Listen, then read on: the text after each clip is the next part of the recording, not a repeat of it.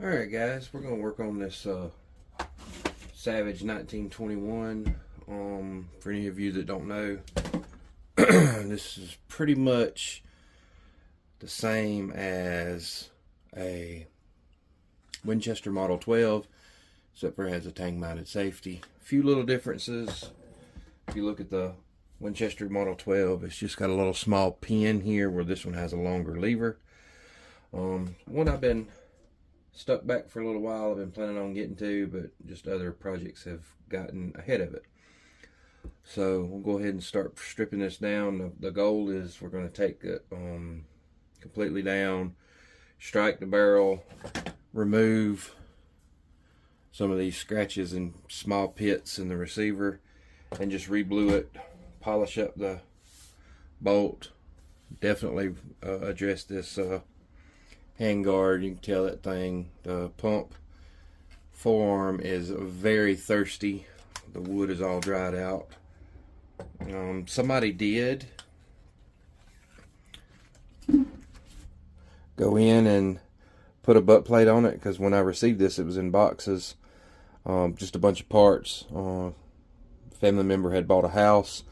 The house had a box full of gun parts. They asked me if I wanted the gun parts, and I said sure. Put it all back together, and the only thing it was missing was these two butt plate screws, but it did have this butt plate in there.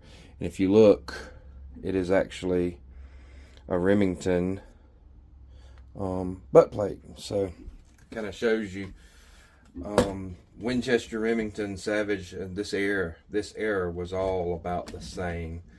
We'll go ahead and show you how to break it down. It is a teardown model, just like the Model 12. You just take this little lever, flip it up, and then rotate it down. Once you rotate it down, you can take the magazine tube and slide it up out of the way.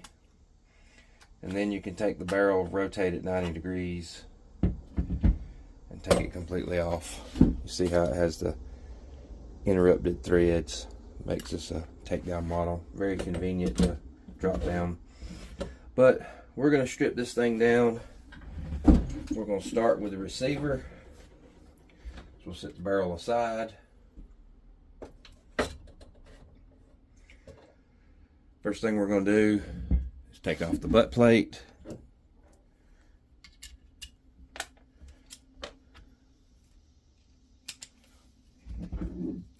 Just 2 screws for that.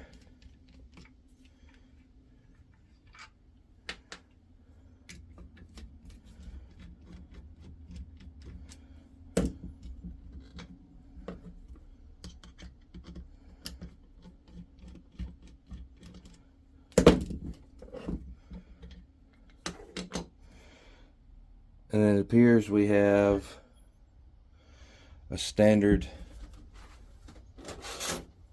slot screw for this one. Alright, now we can just remove our butt plate screw that holds, our stock screw that holds the stock into the receiver. So we have stock. We have a couple of washers and a bolt. All that'll get cleaned up. Set that to the side so we don't get any more scratches involved on it. Alright, the next thing we're going to do is we're going to take out our trigger group.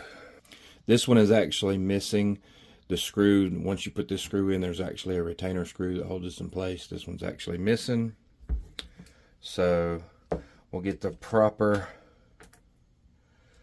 bit.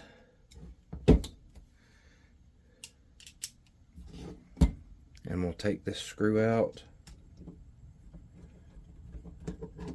Make sure you hold down on your trigger guard while you're removing this screw. You have the screw out. Let's set it aside. I love coffee can lids. They work really good at keeping stuff from rolling off the bench. Then you can take your trigger guard and you should just be able to pull it up at an angle.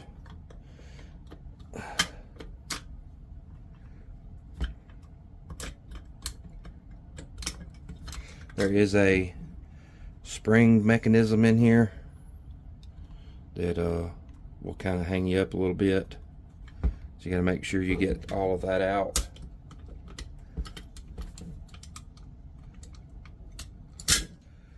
And once you have your whole trigger group out, just realize that this does not lock in place. It always, until you put it in and put this keeper in, that's what interacts with it to keep the hammer cocked. I'm not going to take the trigger guard any further down. Right here it's pretty simple. You know, you've got a hammer spring and a strut. You can take all that out. It looks like we have a small spring that adjusts for the release of the action, and then you got your gate spring. So just a couple of springs in here and your hammer spring. Now that we have that apart, we can actually take our bolt. You have a spring in here that's like connected to your extractor. You can push that back.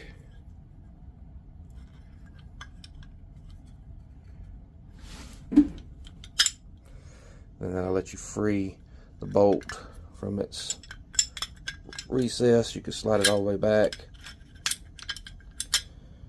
And then you should be able to cock the back side up and rotate it around.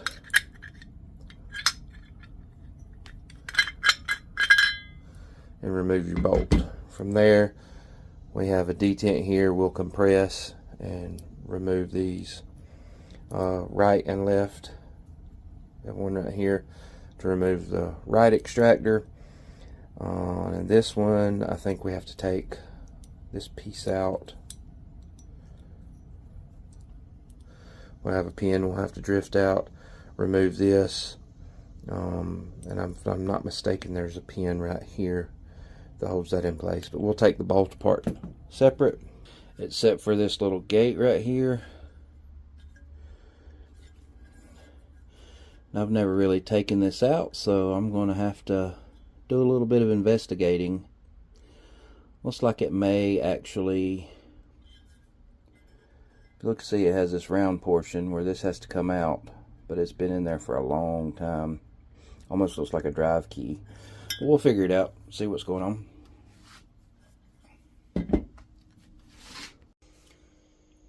Alright, the next thing we're going to take out is our shell stop.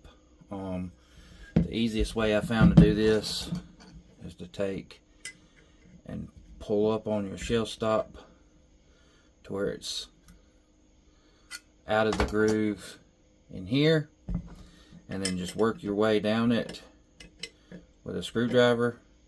You don't want to pull this thing way over all at one time because you'll snap your spring off, but you just kind of want to wedge that and work your way down it,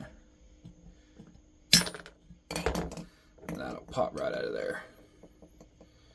Has to have downward spring pressure when you're loading it in, so that'll come out. And then I'm assuming that once they put it in here from the factory, they peened it. And then you have your actual ejector. It is held in place by a little, if you can see down in there, there's a hole that corresponds to. We can't pick that out.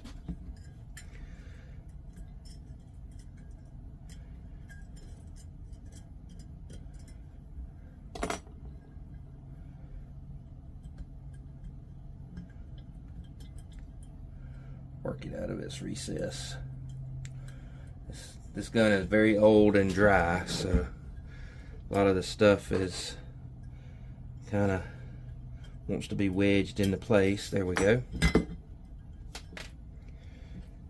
Pretty much just a spring that hooks into this little round piece that recesses down into the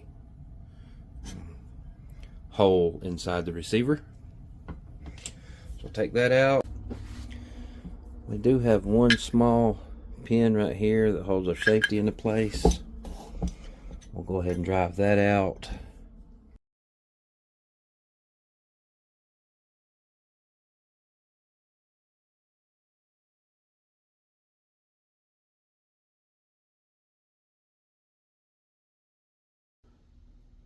Now we have our pin out. We should be able to just remove our safety. Should just push up from the bottom like so. Nope, it has a ball detent that it locks into. So that just goes in here like this and activates with the ball detent. Just pull that out. And that's pretty much the bare bones receiver. So that is the complete receiver disassembly. Now we're going to go through and clean all this metal up and get it ready to refinish.